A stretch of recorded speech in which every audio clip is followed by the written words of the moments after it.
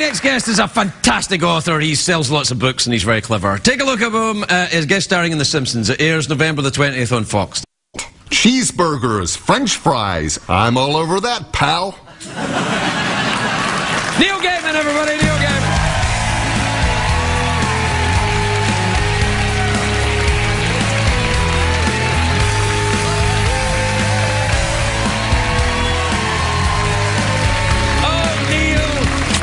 Neil, it's so lovely to see you again. It's lovely to be back. You look great. Your hair's been teased. The ladies in makeup did it, and then my wife walked in and said, do it like this, and so the normal sort of average Gaiman mop. No, it's gone. You're like some kind of... I could be somebody else. Well, no, it's not that dramatic, but it does look like you're someone who knows a lot of very clever ladies. I know lots and lots of clever ladies. Well, that's They're all nice. back there in the makeup room. No. Well, and your wife's going to be on the show later on. She is. Yeah, she's going to sing. She's formed the most peculiar supergroup possibly in rock history. Yeah, it's a very odd kind of affair, the way that you... Well, no, it's not an odd affair, it's a marriage, but the... Yes, but you've got this very weird and to me, very attractive and interesting kind of roadshow going on where you and Amanda, haven't you? We do. It really was just a sort of mad way of... We're still trying to figure it out. We got married. Right. We're loving being married. Right. We've also discovered that if we try and go on holidays together, it doesn't work. Yeah, I can't imagine you sunbathe much. Are you a sunbather? No. No. Look at me. You've never really been outside, have you, Neil? That's the big place with the thing in the sky. Yeah. Big thing with the big shiny thing. I've heard about the shiny thing. No. It's terrifying. No, my people, we stay indoors. We have keyboards. We have darkness. Yeah. It's quiet. Yeah, today is our day. Oh, yes, it's Sam Hain today. It is. Good old Sam. Sam Hain. Yeah. It's pronounced Samhain. I call it Sam Hain. Yeah, you should. Because I'm not a writer, Neil, that's why. I always figured that Sam Hain would make a great occult private detective. Yeah, would, yeah. You know, Sam Hain, private eye. Simon Hain. Simon Hain, I said. That's better. I like it better anyway. Plus, it's not yours, so I'm taking it. You've got it. It's all yours. Simon Hain, private eye. Sam Hain, so, private. yes, Amanda and I, on the road, doing this tour, we decided to do an evening with Neil Gaiman and Amanda Palmer. She's going to sing? Well, no, but I've been roped into it because she's singing and then she's made me. And also, she's your wife. You have to do what she tells you. Yeah, absolutely. Oh, I know that. Don't think I don't know that. I know. I know, and that's a thing I know. If your wife tells you to do something, do it. Take out the garbage, do it. Sing in my band, sing. It seemed very, very simple. I said, I will read stuff and you'll sing. And except that then she said, good. You'll read stuff, I'll sing, and you'll sing on these following songs. So... I think it's nice. Were you ever in a band back in the day? 1977, age 16, punk. There are embarrassing photos on the internet still. Really? Yes. Really? What did you play? You must have been... Of course I was in bands, yeah. And the glory of 1977 was, for me, it was that wonderful moment of going... You don't have to be any good. No. You don't have to know what you're doing. You just have to get up there and make a lot of noise. And the fact that you cannot dance didn't matter because you could pogo, which was jumping up and down. Yeah. Or the dead fly, just lying on the ground. Absolutely. Which was fine until the people who were pogoing next to you decided... Yeah, they jumped up and down. Yeah, that's right. Yeah, you could be dangerously hurt. Now, you twittered me. I did, yeah. When I was in Edinburgh. Tweet you all the time. I follow you on the Tweety. You on the Tweety thing. But I was in Edinburgh. And I asked you to get the haggis. You did. Did you get it? Yeah. Where is it then? Oh, you didn't. You did? Oh, yeah. Now, hang on.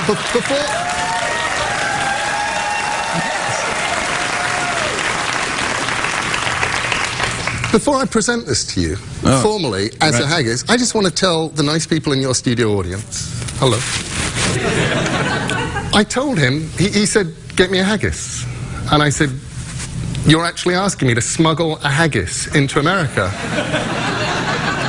And he said, yes. And I said, what happens if I go to prison? And he said that he would send an intern to visit me. I think that's fair. That's lovely. Oh, thank you so much. And it's a mixed beans. Is it a vegetarian haggis? It is a mixed beans vegetarian haggis. Thank you so much. Probably the only one in America right now. This is amazing. Do you want your cushion back? It's actually, I stole it from your production people. You guys have cushions? I said, I'm going to give them the haggis. I said, do you have a velvet cushion that I can present it on? Because it looks so sad. It's not sad at all. It's like a little rock of tasty. You want to try this? I'm telling you, vegetarian haggis is the way to go. And people say, well, how can it be haggis if it doesn't contain innards? And not wrapped in this. I mean, was it wrapped in the stomach of a vegetarian sheep? Or no, but it's wrapped in the stomach of a vegetarian. No, this is lovely. So it's meats and pulses and not meats, you know, pulses. The things that aren't meat. Yeah, the things that are not. Everything that's not meat in Scotland. Bits of old chair, you know, stuff like that. Now, you were in Scotland. What were you doing in Scotland? What was I doing in Scotland? I got a house there. Really? Where? Isle of Skye. Wow, it's lovely up there. It's absolutely beautiful. I don't go there enough. It's incredibly remote. All of my wife's family originated on the Isle of Skye, coincidentally. I had it was one of the first things we ever talked about. Really? She said, my family come from Skye. I said, good Lord, I have a house there. Which meant Let's get it on. It came shortly afterwards. When we actually got married, well, no, we got married in January in a very sort of secret, elopey kind of thing. But then when we did the family party, we had it on Skye. It's lovely. And it was great. It was a sort of combination of her relatives in kilts and my North London Jewish relatives, and they're staring at each other from across the room. And then at one point we actually did the Jewish marriage chair dance while the bagpipes played, which may be the first time that's ever happened in human history. No. My second wife was a Jewish girl. And we did the chair dance, and I was wearing the kilt, which is a dangerous thing to do when you're wearing a kilt and you're in the chair dance. People were fainting. I was like, sorry, it's traditional. And they were like, wait, he's not Jewish either. And I'm like, no. That's a true story. Yeah. No, it was quite the scene. I can relate. Yeah. But, you know, yours will work out better than mine. Sure. Oh, it's lovely there, though. I do love Scotland. I was in Scotland last week, you know. What were you doing there? Yeah, I was poking around. Officially, this is something they hire you to do? Poke? Yeah, they poke around. Go and have a look over there. See if there's any mice in that hole there. That was because, you know, you have to keep your feet on the ground. That's the whole idea. If you come to America and you're Scottish and you do okay, then you have to go back to Scotland and be insulted in order to keep your feet on the ground, you see? That's it. We're keeping your feet on the ground. So, my neighbours in Scotland, wonderful people, the Nicholsons. Right. And I know them. In Skye. On Skye, of course. Yes, the Nicholsons. Yes, very nice people. I say this, when this goes out on YouTube, everyone on Skye is going to go, oh, yes, the Nicholsons. Yeah, the Nicholsons, yes. I made a fantastic discovery with the Nicholsons, which is, while I, as you saw from my Dick Van Dyke version of an American accent on my Simpsons thing, I'm not actually somebody who does accents. When I get drunk enough on Scotch whiskey at the Nicholsons, I slowly slip into a Scottish accent. And that's just a whiskey, Neil. But either that or the Scotch actually brings out the accent. And I didn't know that I did this. The last time I went over to the Nicholsons, had a wonderful evening. You know, they pour out a tumbler of Scotch and a cup of tea and give you a slice of cake, and you go whiskey, tea, cake, whiskey, tea, cake. And then you get to the end of the Scotch and you go, okay, there we go. And you turn around, they filled it up again to the top. And go back to the house. I had no recollection of what happened after that. Turned out I was drunk dialing people in a Scottish accent. You say that like it's never been done before.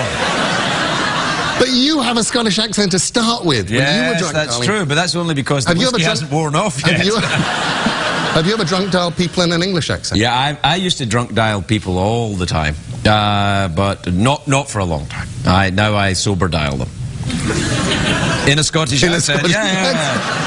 No, I'd never done it. Well, I had some very great friends, Paul Whitehouse and Charlie Higson, who were both writers and performers in London, were great friends of mine back in the day, and they're both Cockneys.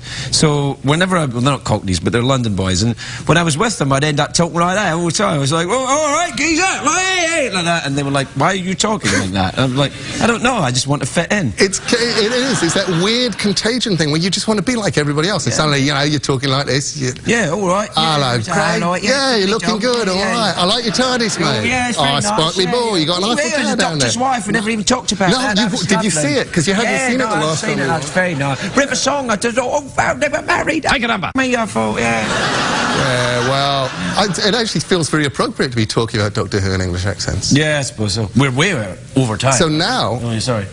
Have you seen Zooey Deschanel's album now?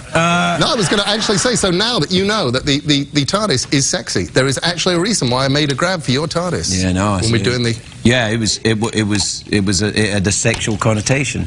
It did. Yeah. Well, you can have a poke around in it now if you want. Look, the doors are open. This is better than going for the $50 or... Well, no, is it now? Because we are out of time. So do you want to go for the... here are the new choices. There are... You can get... You can go for the $50, you can go for the awkward pause, or you can go for haggis at the TARDIS. What do you want to try for? You got to go for the 50. Craig, what are the rules of haggis in the TARDIS? Well, if you answer the question right, then you get to touch the haggis, and I'll give you $50. Okay. I think I'd like to go for that then. All right, then. There you go. You ready? Yeah. Iceland is in the North Atlantic. Its capital city is Reykjavik. True or false? No, I don't like that. True? No. Okay. Let's 40. see. What? Zooey Deschanel going out. She was all like... Got the money. Answered it right. Where's she got? I mean, who would guess that? You don't look at that woman and go, she knows a lot about elephant teeth. Oh, I don't know, Neil. I don't know. Sometimes I look at her and I think things I'm surprised that I think. All right, here's a question. Within $100, what was the average cost of a car in 1953? $300. No, I'm afraid it was $1,650. Close enough, though. $50. You get to touch the TARDIS, haggis.